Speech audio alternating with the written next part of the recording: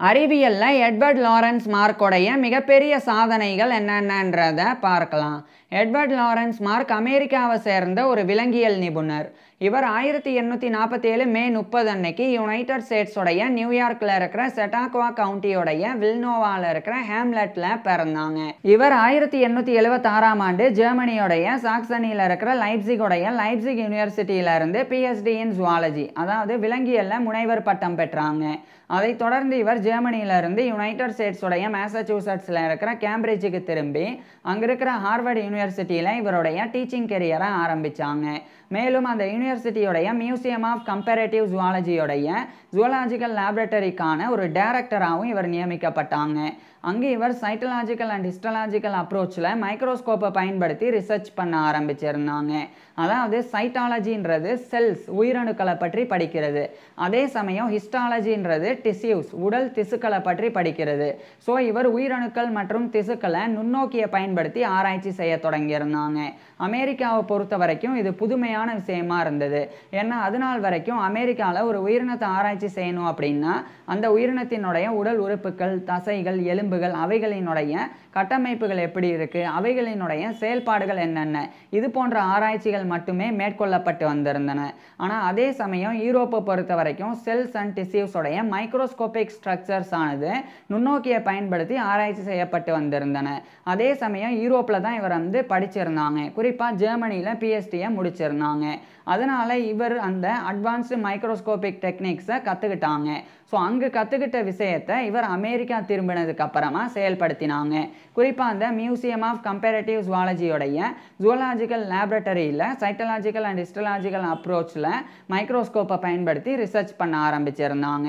இதுக்கப்புறம் தான் அமெரிக்காவில் இந்த செல்கள், அதே மாதிரி உயிரணுக்கள், அவைகள் எல்லாமே நுண்ணோக்கியை பயன்படுத்தி ஆராய்ச்சி செய்யப்பட ஆரம்பிச்சிருந்தன. ஸோ அந்த ஆராய்ச்சி அங்கே தொடங்குறதுக்கு அடித்தளமிட்டது எட்வர்ட் லாரன்ஸ் மார்க் தான். அதுக்கப்புறமா இவர் ஒரு வகையான லைமேக்ஸ் கேம்பஸ்ட்ரீஸ் அப்படின்ற நத்தை இனத்தினுடைய எம்ப்ரியாலஜிக்கல் ஸ்ட்ரக்சர், அதாவது கரு அமைப்பு பற்றி ஆராய்ச்சி செய்ய தொடங்கியிருந்தாங்க. இப்போ லைமேக்ஸ் கேம்பஸ்ட்ரீஸ் அப்படின்றது ஒரு வகையான நத்தை இனம் தான். இப்போ கேஸ்ட்ரோபெடா அப்படின்னு சொல்லி ஒரு கிளாஸ், ஒரு வகை இருக்குது. அதை சார்ந்தது தான் ஸ்னெயில்ஸ்ன்ற நத்தைகள். ஸோ அந்த கேஸ்ட்ரோபெடா அப்படின்ற அந்த ஒரு கிளாஸை சார்ந்தது தான் இந்த லைமேக்ஸ் கேம்பஸ்ட்ரீஸும் கூட. ஸோ இதுவும் நத்தை மாதிரி தான் இருக்கும். இதுக்கு ஒரு வித்தியாசம் இருக்குது. என்னன்னா நத்தைகளுக்கு ஓடு இருக்கும், இவைகளுக்கு ஓடு இருக்காது. இவைகள் சாதாரணமாக எப்படி நத்தைகள் ஸ்னைல்ஸ் அப்படின்னு அழைக்கப்படுதோ இவைகள் ஸ்லக்ஸ் அப்படின்னு தான் அழைக்கப்படும். ஆனால் இந்த ஸ்லக்ஸோடைய சயின்டிஃபிக் நேம் தான் லைமேக்ஸ் கேம்பஸ்ட்ரீஸ் அப்படின்றது. ஸோ அந்த லைமேக்ஸ் கேம்பஸ்ட்ரீஸ் அப்படின்ற அந்த ஸ்லக், அந்த ஸ்லக்ஸோடைய எம்ப்ரியாலஜிக்கல் ஸ்ட்ரக்சரை இவர் ஆராய்ச்சி செஞ்சு வந்தாங்க. குறிப்பாக ஒரு ஆணினமும் பெண்ணினமும் இணைகிறதுக்கு முன்னாடி அவைகளினுடைய உயிரணுக்கள் எப்படி உருவாகுது. இப்போ ஒரு ஆணினம் இருக்குது அப்படின்னா அதுக்கு விந்து உயிரணுக்கள், விந்தணுக்கள் உருவாகும். அதே சமயம் பெண் இனத்துக்கு கருமுட்டை அந்த கருமுட்டை செல்கள், உயிரணுக்கள் உருவாகும்.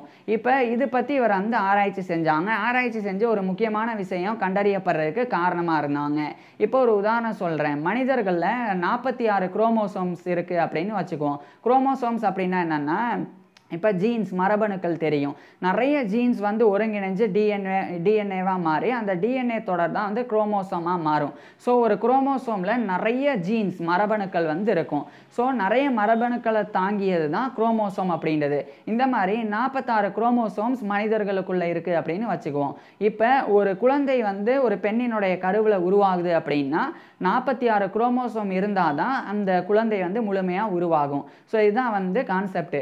இப்போ ஒரு ஆணினுடைய விந்தணுவில் 23 குரோமோசோம்ஸ் தான் இருக்கும். 46 இருந்தால் தானே ஒரு உயிராக அது உருவாக முடியும். ஸோ அது 23 குரோமோசோம் தான் ஒரு ஆணுடைய உயிரணுக்களில், அந்த விந்தணுக்களில் இருக்கும். அதே சமயம் பெண்களினுடைய கருமுட்டை அணுக்கள் அதில் 23 குரோமோசோம்ஸ் இருக்கும். ஸோ பெண்களினுடைய உயிரணுக்களில் 23, ஆண்களினுடைய உயிரணுக்களில் 23 குரோமோசோம்ஸ் இருக்கும். இவைகள் இரண்டுமே இணையும் போது 46 மாதிரி ஒரு உயிராக, ஒரு குழந்தையாக உருவாகிரும். ஸோ இது மாதிரி இவர் அந்த ஸ்லக்ஸ் அப்படின்ற உயிரினத்தினுடைய கரு பற்றி ஆய்வு செஞ்சாங்க. ஸோ அந்த மாதிரி இந்த இந்த அந்த முதிர்ச்சி அடைஞ்சு விந்தணுக்கள் வந்து உருவாகி அதே மாதிரி அந்த கருமுட்டை அணுக்களும் உருவாகிறது. ஸோ இதுதான் வந்து மேச்சுரேஷன் அப்படின்றது. ஸோ அதை பற்றி இவர் ஆராய்ச்சி செஞ்சாங்க. அதுக்கப்புறமா ஃபிகண்டேஷன் பற்றி ஆராய்ச்சி செஞ்சாங்க. அதாவது இந்த ஸ்லக்ஸ் ஆனது ஒன்றை ஒன்று சேர்ந்து இனப்பெருக்கம் பண்ணதுக்கு அப்புறமா கருவில் அது எப்படி இணையுது, ஆண் உயிரணுக்களும் பெண் அணுக்களும் எப்படி வந்து இணைஞ்சு அது எப்படி வந்து ஒரு உயிராக உருவாக தொடங்குது, அதை பற்றியும் இவர் ஆராய்ச்சி செஞ்சாங்க. அது ஃபிகண்டேஷன், கருத்தரித்தல் அப்படின்றது. அதுக்கப்புறமா இவர் வந்து செக்மெண்டேஷன் பற்றியும் ஆராய்ச்சி செஞ்சாங்க. இப்போ பொதுவாக வந்து ஆணுடைய விந்தணுக்களும் பெண்ணுடைய உயிரணுக்களும் இணைஞ்சதுக்கு அப்புறமா அவைகள் வந்து அப்படியே பெருகும். நிறைய செல்களாக வந்து செல் ப்ரொலிஃபிகேஷன் நடக்கும், நிறைய செல்களாக வந்து உருவாகும். ஏன்னா இப்போ வெறும் ஒரு 100 செல் 200 செல் இருந்தால் ஒரு உயிராக மாற முடியாது. அவைகள் நிறைய லட்சக்கணக்கான கோடிக்கணக்கான செல்களாக மாறினா தான் ஒரு உருவம் கொண்ட ஒரு உயிராக வந்து மாறும். ஸோ அதுக்கு செல் ப்ரொலிஃபிகேஷன் நடக்கும். அந்த விந்தணுவும் பெண்ணினுடைய கருமுட்டை அணுவும் சேர்ந்ததுக்கு அப்புறமா அவைகள் வந்து நிறைய செல்களாக பெருக ஆரம்பிக்கும். ஸோ அதை பற்றி ஆராய்ச்சி செஞ்சாங்க. அதில் குறிப்பாக செல் டிஃபரன்சியேஷன் பற்றியும் இவர் ஆராய்ச்சி செஞ்சாங்க. அதாவது அத்தனை செல்களும் வந்து கருவிலிருந்து, அதாவது கர்ப்பப்பையிலிருந்து கொஞ்சம் கொஞ்சமாக வந்து பிரிஞ்சு வெவ்வேறு செல்களாக மாற ஆரம்பிக்கும். உதாரணத்துக்கு இப்போ ஒரு உயிர் அப்படின்னா ஒரே செல்லினால் ஆனது கிடையாது. ஒரு உயிரோடைய உடம்புல ஒரு மனுஷனை எடுத்துக்கிட்டாலே நிறைய செல்கள் இருக்குது. உதாரணத்துக்கு தோலை உருவாக்கக்கூடியது தோல் செல்கள், அதே சமயம் வந்து இதயத்தை உருவாக்கக்கூடிய இதய செல்கள், அதுக்கப்புறமா தசைகளை உருவாக்கக்கூடியது தசை செல்கள். இது மாதிரி ஒவ்வொரு உடல் உறுப்புகள், திசுக்கள், தசைகள், எலும்புகள், நரம்புகள் அப்படின்னு ஒவ்வொருதுக்கும் ஒவ்வொரு வகையான செல்கள் இருக்குது. அந்தந்த செல்கள் தான் நம்மளுடைய ஒட்டுமொத்தமான உடல் உருவத்தை வந்து உருவாக்குது. ஸோ அந்த மாதிரி அது உருவாகிறதுக்கு கருவிலேயே கொஞ்சம் கொஞ்சமாக அந்த செல் டிஃபரன்சியேஷன் ஆகும். அதாவது செல் ப்ரொலிஃபிகேஷன் ஆகி செல்ஸ் வந்து நிறைய பெருகி அது கொஞ்சம் கொஞ்சமாக வெவ்வேறு செல்களாக மாற ஆரம்பிக்கும். ஸோ வேறுபட்டு அது மாறி ஒரு உருவத்தை கொடுக்கும். ஸோ அது வந்து செக்மெண்டேஷனுக்குள்ளே வந்துடும். ஸோ அந்த மாதிரி இந்த லைமேக்ஸ் கேம்பஸ்ட்ரிஸ் அப்படின்ற அந்த உயிரினத்தினுடைய ஒட்டுமொத்த அந்த இயர்லி லைஃப் ஸ்டேஜஸோடைய மோர்ஃபாலஜி, உருவவியலை இவர் வந்து படித்தாங்க. அதாவது ஆரம்பத்தில் அது எப்படி விந்தணுவிலிருந்து ஒரு உயிரணுக்களாக மாறி அந்த உயிரணுக்கள் அதிகமாக பெருகி அவைகள் மாறுபட்டு ஒவ்வொரு உடல் உறுப்பை உருவாக்கி அது எப்படி முழுமை அடைஞ்சு ஒரு அந்த ஸ்லக்ஸாக வந்து மாறுது, அப்படி இவர் வந்து ஆராய்ச்சி செஞ்சாங்க. இது மிகப்பெரிய ஒரு புரட்சியாக இருந்தது. அந்த ஆராய்ச்சியின் முடிவை 1881ஆம் ஆண்டு மேச்சுரேஷன், ஃபெக்மெண்டேஷன் அண்ட் செக்மெண்டேஷன் ஆஃப் லைமேக்ஸ் கேம்பஸ்ட்ரிஸ் பின்னி அப்படின்ற டைட்டிலில் ஒரு ரிசர்ச் ஒர்க்காகவே எழுதி வெளியிட்டாங்க. அது வந்து ஒரு மோனோகிராஃப். இது வெளியிடப்பட்ட பிறகு ஒரு மோஸ்ட் இன்ஃப்ளூயன்ஸான ஒர்க்காக மாறினது. மேலும் இது மிகப்பெரிய ஒரு விஷயமா இருந்தது. இந்த மாதிரி இந்த ஸ்லக்ஸோடைய அந்த இயர்லி லைஃப் ஸ்டேஜஸோடைய மோர்ஃபாலஜி பற்றி இவர் ஆய்வு செஞ்சிருந்தது. அது மட்டும் இல்லாமல் இந்த மைக்ரோஸ்கோபிக் ஸ்ட்ரக்சர் ஆராய்ச்சிலாம் பண்ணப்படணும் அப்படின்னு இவர் அமெரிக்காவில் வலியுறுத்தினாங்க. அதனால் பயாலஜிக்கல் ரிசர்ச் அண்ட் எஜுகேஷன் அதனுடைய ஸ்டாண்டர்டே வந்து தரம் உயர்ந்தது.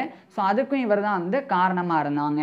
இதுக்கப்புறம் 1883 இந்த காலகட்டத்தில் இவர் வந்து ஹார்வர்ட் யூனிவர்சிட்டியோடைய அசிஸ்டன்ட் ப்ரொஃபஸர் ஆஃப் ஜுவாலஜி, விலங்கியல் உதவி பேராசிரியராக பணியாற்ற தொடங்கினாங்க. பின்னர் 1885ஆம் ஆண்டு இவர் ஹெர்சி ப்ரொஃபஸர் ஆஃப் அனாட்டமி, இது வந்து ஒரு உடற்கூறியல் பேராசிரியர் பதவி, அந்த பதவியில் இவர் வந்து பணியாற்ற தொடங்கினாங்க. அதுக்கப்புறமா இவர் வந்து பல்வேறு விஷயங்களை வந்து செஞ்சு வந்தாங்க.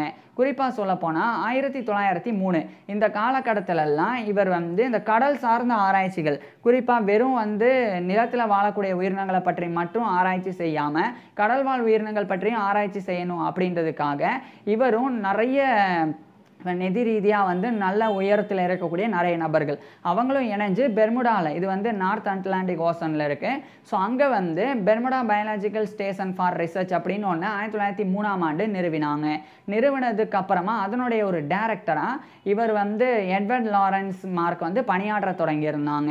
அது இன்றைய காலகட்டத்தில் biological institute of oceanic sciences அப்படின்னு அழைக்கப்படுது. Biological institute of ocean sciences அப்படின்னு அழைக்கப்படுது. ஸோ அந்த இன்ஸ்டிடியூட்டோடைய டைரக்டராக இவர் பணியாற்ற தொடங்கி மெரைன் பயாலஜி பற்றி, அதாவது கடல்வாழ் உயிரியல் பற்றி இவர் வந்து ஆராய்ச்சியை தொடங்கி அதனுடைய ஆராய்ச்சியை மேம்படுத்தி வந்தாங்க. அதுக்கப்புறம் 1921ஆம் ஆண்டு ஹார்வர்ட் யூனிவர்சிட்டியிலேருந்து இவர் ரிட்டையர் ஆனாங்க. அதுக்கப்புறமா கூடுதலாக இவர் வந்து 1931ஆம் ஆண்டு முழுமையாக இவர் வந்து இந்த பயாலஜிக்கல் இன்ஸ்டிடியூட் ஆஃப் ஓசன் சயின்சஸ்ல இருந்தும் ரிட்டையர் ஆனாங்க. இதுக்கிடையில் ஒரு முக்கியமான விஷயம், இவர் 1881ஆம் ஆண்டு வெளியிட்டிருந்த மேச்சுரேஷன் ஃபெக்மெண்டேஷன் அண்ட் செக்மெண்டேஷன் ஆஃப் லைமேக்ஸ் கேம்பஸ்ட்ரி பின்னி அந்த ஒரு ஒர்க்கு, அதில் கூடுதலாக இன்னொரு தகவலை தெரிவிச்சிருந்தாங்க. என்னன்னா ஒரு புதிய முறை, அது வந்து ஒரு வகையான ரெஃபரன்சிங் சிஸ்டம் அப்படின்னு சொல்லலாம். அது வந்து சைட்டேஷன் பண்ணுறதுக்கு உண்டான ஒரு சிஸ்டம். இப்போ அந்த காலத்துலலாம் ஒரு புக்கு எழுதுகிறாங்க அப்படின்னா அந்த புக்கில் எழுதிட்டே இருக்கும்போதே ஒரு குறிப்பிட்ட விஷயத்தை வந்து மேற்கோள் காட்டுறதுக்கு, இப்போ உதாரணத்துக்கு இவர் வந்து அதாவது எட்வர்ட் லாரன்ஸ் மார்க் தான் வந்து இந்த ஸ்லக்ஸோடைய அந்த கரு வளர்ச்சி பற்றிலாம் தெரிவிச்சிருக்கிறாங்க அப்படின்னு சொல்கிறதுக்கு இவருடைய பேரை போடுவாங்க. அதுக்கப்புறம் இவர் என்ன சொன்னார் அப்படின்றத பெருசாக எழுதுவாங்க. ஸோ இந்த மாதிரி இருந்தது. இப்போ ஒரு கட்டுரை எழுதி அப்படி தான் வந்து அந்த காலத்தில் வெளியிட்டு வந்தாங்க. ஆனால் இப்படி மேற்கோள் காட்டுறதுக்கு இவர் ஒரு புதிய முறையை உருவாக்கினாங்க. என்னன்னா அது வந்து பேரந்தசிஸ் சிஸ்டம் அப்படின்னு, பேரந்தசிஸ் ரெஃபரன்சிங் சிஸ்டம் அப்படின்னு இருக்குது. அது என்னன்னா இப்போ ஒரு குறிப்பிட்ட இடத்துல ஒரு குறிப்பிட்ட நபர் ஒரு விஷயத்தை தெரிவிச்சிருக்கார் அப்படின்னா அதை வந்து சொல்லிட்டு அந்த விஷயத்தை ஒரு நபர் சொல்லியிருக்கார். இப்போ வந்து எட்வர்ட் லாரன்ஸ் மார்க் தான் அந்த விஷயத்தை சொல்லியிருக்காரு அப்படின்னா அவருடைய சர்நேமான அந்த மார்க் அதை வந்து பிராக்கெட் பண்ணி அதை வந்து பேரந்தசிஸ் அப்படின்னு அழைக்கப்படக்கூடிய அடைப்புக்குறி, ஸோ அந்த பிராக்கெட்டுக்குள்ளே மார்க் அப்படின்னு போட்டுட்டு அவருடைய அந்த சர்நேம் போட்டுட்டு கமா போட்டு அவர் அதை எந்த ஆண்டில் சொல்லியிருக்கிறார் அதை வந்து மென்ஷன் பண்ணணும். இப்போ இந்த ஸ்லக்ஸ் பற்றிலாம் இவர் 1881 படைப்பில் தான் சொல்லியிருக்கிறாங்க.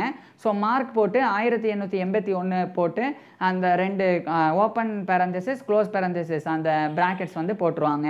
ஸோ இப்படி போட்டுட்டா போதும். அதுக்கப்புறம் வந்து ரெஃபரன்ஸ் லிஸ்ட்டை வந்து கடைசியில் கொடுத்துக்கலாம். அந்த புத்தகத்தில் கடைசியாக இதை போய் படித்து தெரிஞ்சுக்கணும், மார்க் என்ன சொல்லியிருக்கார் அப்படின்னு தெரிஞ்சுக்கணும்னா அதை பார்த்து புரிஞ்சுக்கலாம். ஸோ அந்த மாதிரி புரிஞ்சுக்கிறதுக்கு உண்டான ஒரு ரெஃபரன்சிங் சிஸ்டம் இவர் உருவாக்கினாங்க. அது இன்றைய காலகட்டத்தில் ஹார்வர்ட் ரெஃபரன்சிங் சிஸ்டம் அப்படின்னு அழைக்கப்படுது. மேலும் இது வந்து ஆத்தர் டேட் சைட்டேஷன் ஸ்டைல் அப்படின்னு அழைக்கப்படுது. ஸோ இப்போ உதாரணத்துக்கு வேறு ஒரு விஞ்ஞானி வந்து ஒரு விஷயத்தை எழுதுகிறாங்க, அப்போ மார்க் சொன்ன விஷயத்தை குறிப்பிடுறாங்க அப்படின்னா இந்த மாதிரி ஸ்லக்ஸோடைய கரு வளர்ச்சி இப்படி இருக்கும் அப்படின்னு சொல்லிட்டு அதுக்கு பக்கத்தில் மார்க் 1881 அப்படின்னு போட்டுருவாங்க. அப்போ மார்க் அப்படின்ற அந்த விஞ்ஞானி தான் இந்த ஒரு கருத்தை தெரிவிச்சிருக்கார் அப்படின்றது புரிஞ்சிடும். இப்போ இவர் இன்னும் இதை பற்றி என்ன சொல்லியிருக்கார் அப்படின்னு தெரிஞ்சுக்கிறதுக்கு அந்த கட்டுரையினுடைய கடைசி பக்கத்திலேயோ அல்லது அந்த புத்தகத்தினுடைய கடைசி பக்கத்திலேயோ அந்த எட்வர்ட் லாரன்ஸ் மார்க் சொன்ன விஷயங்கள் ஃபுல் பப்ளிகேஷன் எந்த புத்தகத்தில் அதை சொல்லியிருக்காரு அப்படின்னு எல்லா டீட்டெயில்ஸும் இருக்கும், அதை படித்து தெரிஞ்சுக்கலாம். ஸோ இது வந்து மிகப்பெரிய ஒரு விஷயமா இருந்தது. இது இன்று வரை வந்து பயன்பாட்டில் இருந்து வருது. இந்த மாதிரி பல விஷயங்கள் இவர் பண்ணியிருக்கிறாங்க. இப்பேற்பட்ட நபர் இறுதி 1946ஆம் ஆண்டு டிசம்பர் 16 அன்னைக்கு இவருடைய 99 வயசில் இறந்து போனாங்க. இப்பேற்பட்ட எட்வர்ட் லாரன்ஸ் மார்க் பற்றி நீங்கள் என்ன நினைக்கிறீங்க அதை கீழே கமெண்ட்ஸில் சொல்லுங்கள்.